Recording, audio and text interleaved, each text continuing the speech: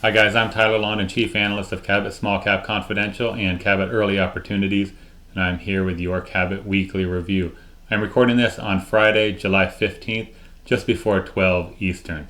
As far as the market is concerned, we're up today. Market is up around 1.5%. You know, we had a little momentum going last week, and then this week we got the inflation report, the June CPI data, and that of course kind of threw a wrench into the works. The headline reading, the headline CPI was higher than expected. It came in at 9.1% versus 8.8%. And that really kind of brought back up a number of the big picture concerns that investors have, which is, you know, things like inflation is going to be higher than expected and entrenched. We could see higher interest rates for longer. At the end of the day, maybe a deeper recession. And all of that could pressure consumers, corporate growth, and profits, and of course the equity markets. So looking in that CPI data, we're not going to do a deep dive or anything, but what we really see, no surprise, is that energy is an issue. It was up 41.5%, food up 10.4%, and then shelter is up 5.6%. We could see some improvement. We likely will see some improvement, I should say, in the July energy data, assuming that oil continues to trade around or below $100 a gallon, a barrel rather. And then, of course, food, I don't know what's exactly going to happen there. Shelter will probably continue to be an issue. If you look at that, there are some wrinkles where new leases are coming on right now at higher prices. And so, but there is some give and take. The bottom line is that this reading, it didn't give us that past peak inflation look that we've been hoping, but hope is definitely not lost. We could see some improvement in the July data. Following the CPI data released this week, we got into, expectations for what the Fed is going to do. They, of course, meet in a couple of weeks. We had initially been looking for a 50, maybe 75 basis point hike. That immediately went up to a 75 to 100 basis point hike. You probably saw some headlines about a 100 basis point hike being discussed. It was kind of one of the reasons the market was a little bit shifty. The odds on those numbers are coming back in now. It went from a 75% chance of 100 basis point on Wednesday to a 52% chance yesterday, and then today we're down to around a 30% chance. So again, the market is kind of zeroing back in a 75 basis point hike in 2 weeks, which is still going to be, around, I think, 225 to 250 as far as the Fed's target range. Regardless of all of that, the 10-year yield is still below 3%. We can take a quick look at that. I'll throw up that chart. So, the market is still not really convinced that the Fed is going to be able to hike that much further without inducing a recession and potentially having to shift into more of a hold steady cadence on rate hikes next year, or even cutting a little bit. So, again, as far as the market is concerned, big picture, I would say that it digested all of this relatively well. Volatility has not been off the charts. Kind of thought that Wednesday and Thursday might be more volatile, but again, it seemed like the market held up okay. We haven't seen any major breakdowns in the major market indices. Here's the S&P 600 index. As you can see, it looks kind of like the S&P 500. I mean, we had the low here in mid-June, but so far we've held above that. And again, like I said, we're up a little bit today. And sliding over to the NASDAQ, kind of the same thing. The low here was struck, well, what we hope is the low, in mid-June, and it's been able to work its way a little bit higher since then. As far as stock picking strategy is concerned right now, it's definitely continuing to be a time to be conservative, as you've seen. We're not in an uptrend or anything, so we're looking for opportunities that can outperform the market when things do turn up. And as far as advice being given to small cap confidential and early opportunities investors, it's really about averaging into some of these positions now, not taking a huge stake to begin with, but again, average in, build a position, be conservative, and be looking to participate in that upside when the market does get back in gear. In terms of individual stocks today, there are a number on my radar. Again, we're kind of being more on the conservative side of things. So let's look at these.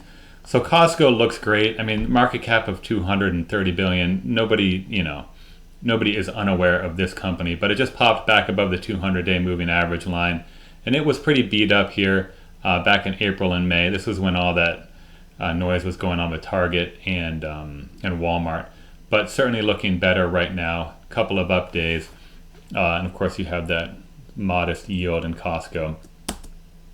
Kind of along the same lines but smaller. I talked about this company a few weeks ago. This is Grocery Outlet. Continues to look strong. Market cap of just under 4.4 billion, and it is what you'd expect. It's a discount grocery store. Next up is a smaller version of that. This is Ingles Market, ticker symbol IMKTA. Market cap of 1.7 billion. This is a small grocery chain based out of North Carolina. Not doing as well. The stock's not doing as well as Grocery Outlet, but still being relatively strong and resilient, and a couple of up days over the last week. Moving on, so some more aggressive names. Software has obviously been really beat up, but when looking for software names, this is an example of the type of chart that I might be tempted to get into. This is Samsara, ticker symbol IOT, has a market cap of 7.2 billion. So the stock bottomed, it looked like, back in May and June, kind of consolidated. Here we had a lockup expiration because this is a relatively recent IPO, and then a number of up weeks since then. And so again, it's not like a bullish chart. There's no breakouts here or anything, but clearly a little bit of upward momentum. And when, it's kind of a starting point, just looking at the chart. And then, of course, you want to go deeper into the numbers and what they do and all that. But again, just looking at the chart for a software name, this would be kind of what I'm looking for. And it's software with as well as some networking and some hardware. Then GitLab here, somewhat similar looking chart, although a little bit softer here over the last 7 or 8 sessions. But again, this is what I would be looking for with some of these more aggressive technology names. GitLab has a market cap of 8.2 billion. As far as energy names, of course, crude has pulled back, and so have a lot of energy names. But ARIS Water has been on my list. Company came public last year in October, and it peaked here in June and pulled back. But during this last pullback, it held up here, held above 15.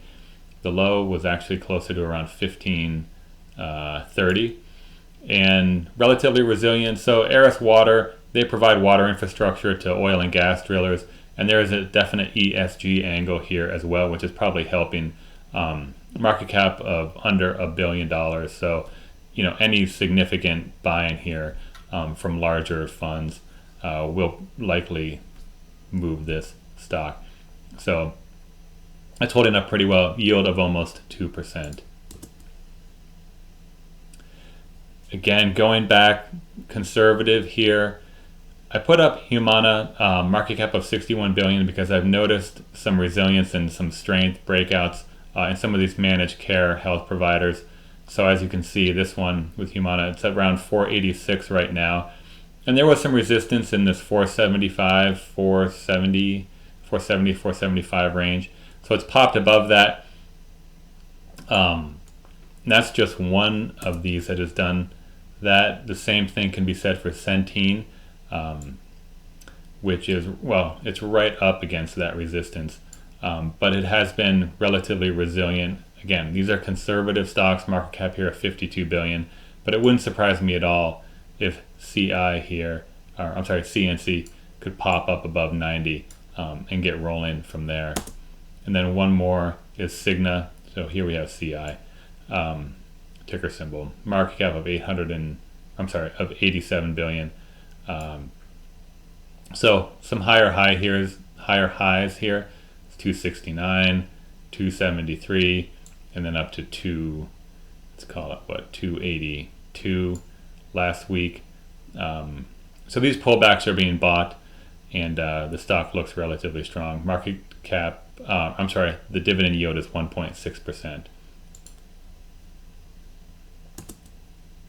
Then last but not least, some alcohol and beer companies.